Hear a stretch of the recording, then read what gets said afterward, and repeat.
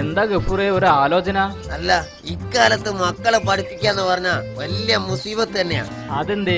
LKG അഡ്മിഷന് വേണം 60,000 രൂപ. 10 വരെ എത്തുമ്പോഴേക്കും ലക്ഷം വരെ പൊടിയുമത്രേ. എന്തിനാ ഇതിന്റെ ഒക്കെ ആവശ്യം? ഞാൻ എന്റെ മക്കളെ ഗവൺമെന്റ് സ്കൂളിലാണ് വിട്ടത്, ഒരു ചെലവും ഇല്ല. അത് നമ്മക്കറിയാം. ശുക്കൂറിനെ നമ്മൾ അവിടെ തന്നെയല്ലേ പഠിപ്പിച്ചത്. ഇപ്പം കഷ്ടപ്പെടുക പാവം. അതെന്തേ? അനക്കറിയാലോ, ഓന് ഡോക്ടർ ആവാനാ മോഹം. മലയാളം മീഡിയത്തിലെ കുട്ടിക്ക് ഭയങ്കര ബുദ്ധിമുട്ടാണോ പഠിച്ചെടുക്കാൻ. ഡോക്ടറോ? ശുക്കൂറിനെയോ? എടോ, ആന മുക്കണത് കണ്ടിട്ട് അണ്ണാ മുക്കിയാലോ?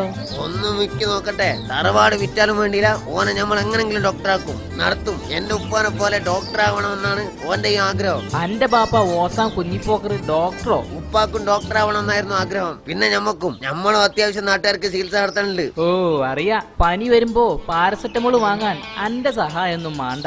അനക്ക് വലിയ വിവരല്ലേ.